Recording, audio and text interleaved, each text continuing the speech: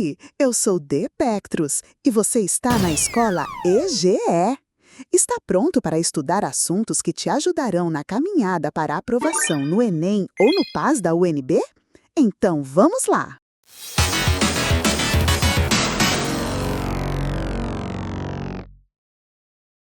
Agora vamos falar sobre Roma Antiga. Imagina só, você andando numa rua cheia de prédios gigantescos, colunas de mármore, soldados passando de armadura brilhante e no meio disso tudo, pessoas vendendo pão, frutas e até gladiadores sendo comentados como se fossem os jogadores de futebol da época. Esse era o mundo romano. Só que Roma não surgiu assim, enorme e poderosa de uma hora para outra. Ela nasceu pequenininha, lá por volta do século VIII a.C., numa região da Península Itálica, e foi crescendo até virar um dos maiores impérios da história. Pausa rápida. Agora, bora entender direitinho como esse gigante chamado Roma foi se formando. Primeiro ponto, a origem de Roma. Tem duas versões, uma é lendária e cheia de drama, a outra é mais histórica. A lenda mais famosa é a de Rômulo e Remo, dois irmãos gêmeos que foram abandonados quando bebês, criados por uma loba e depois fundaram Roma. Só que, como sempre acontece em família, rolou briga. Rômulo matou Remo e virou o primeiro rei. Parece até aquelas tretas de série cheia de traição. Já a versão histórica diz que Roma foi fundada por diferentes povos que viviam na região da Península Itálica, como os latinos, os etruscos e os sabinos. Agora, pensa numa cidade que começa com pequenas aldeias e, de repente, vai virando um centro de poder.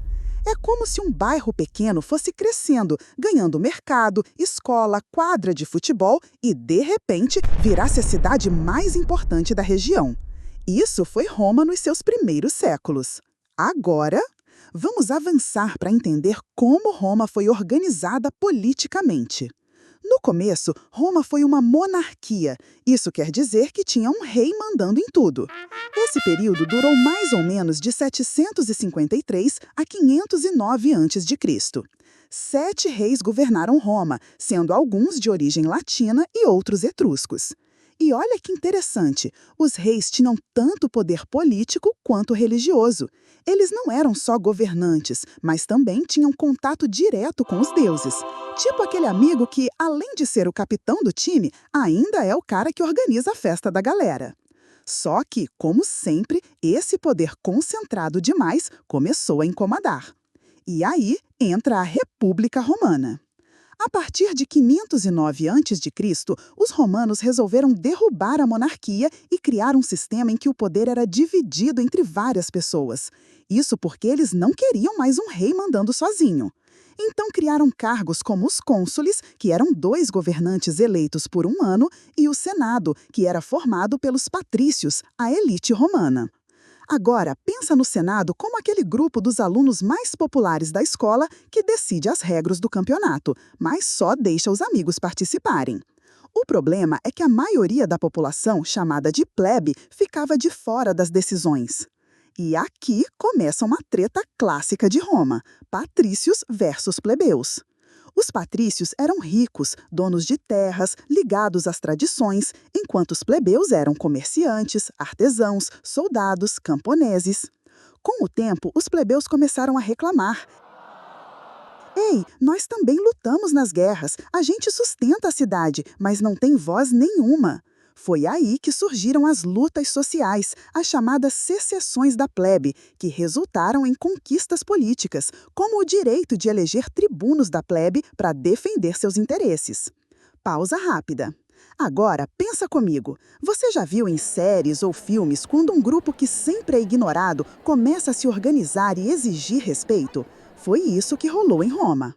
Essa briga entre patrícios e plebeus moldou a política romana por séculos. Além disso, Roma cresceu militarmente de uma forma impressionante. Os romanos eram obcecados por organização e disciplina. As legiões romanas eram verdadeiras máquinas de guerra, muito mais bem treinadas do que os exércitos inimigos. Pensa como se fosse um time de futebol que, além de ter craques, treina todo dia com foco, estratégia e união. Não tinha para ninguém. Foi assim que Roma conquistou quase toda a Itália, depois enfrentou os cartagineses nas famosas Guerras Púnicas e, por fim, expandiu-se para Grécia, Egito, Gália, Espanha e até parte da Ásia. Mas, não pense que era só glória. Essa expansão trouxe riquezas sim, mas também muitos problemas. Os generais voltavam das guerras cada vez mais poderosos, com exércitos fiéis a eles e não ao Estado. E aí, meu amigo, começou a bagunça. Era como se cada professor da escola tivesse seu próprio grupo de alunos que só obedecia a ele. Dá para imaginar a confusão. Isso nos leva à crise da República. Entre os séculos II e I a.C., Roma viveu uma série de conflitos internos. Teve a revolta dos irmãos Graco, que tentaram distribuir terras para os mais pobres e acabaram mortos. Teve guerras civis entre generais como Mário e Sula. Teve até uma revolta de escravos liderada por Espartaco, o gladiador mais famoso da história, que quase botou Roma abaixo. E no meio de tudo isso surgiu Júlio César. Agora, pausa dramática. Júlio César foi tipo aquele aluno que chega na escola, joga bem, fala bem, é popular e logo todo mundo segue ele. Ele conquistou a Gália, virou um herói, desafiou o Senado e acabou se tornando ditador vitalício. Só que o Senado ficou com medo de perder o poder e, pum, César foi assassinado em 44 a.C. Uma cena que parece saída de filme.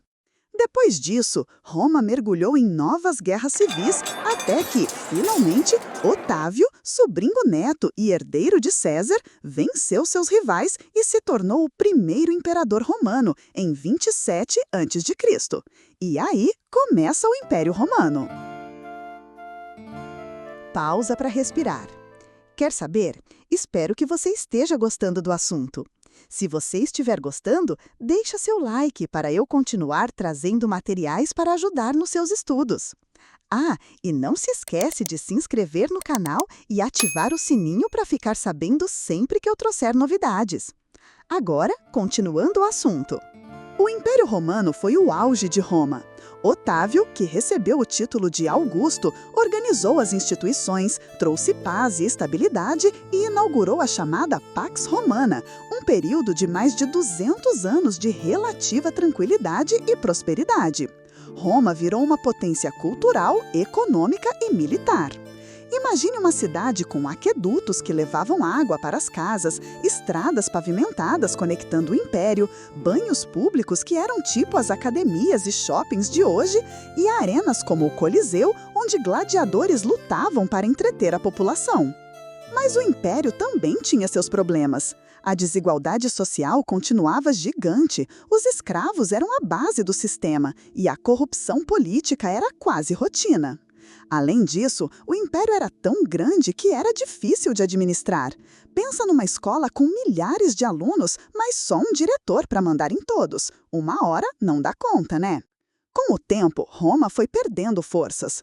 No século III d.C., vieram crises econômicas, invasões de povos chamados bárbaras, guerras internas e até problemas religiosos.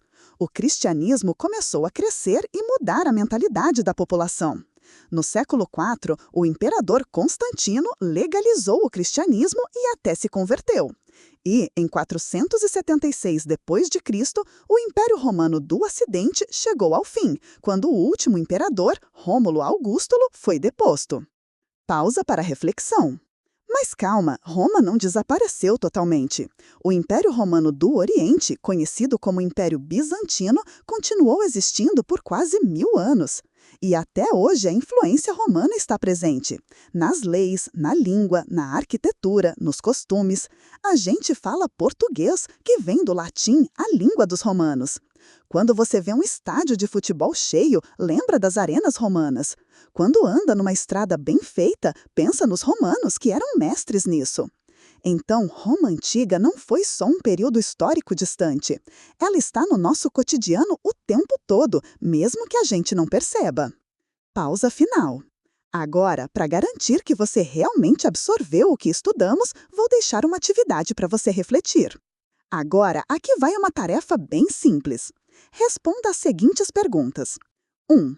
Qual é a diferença entre a lenda de Rômulo e Remo e a explicação histórica para a origem de Roma? 2. O que mudou em Roma quando ela deixou de ser uma monarquia e passou a ser uma república? 3. Quem eram os patrícios e os plebeus e por que eles viviam em conflito? 4. Por que Júlio César ficou tão poderoso e o que aconteceu com ele no final da sua trajetória?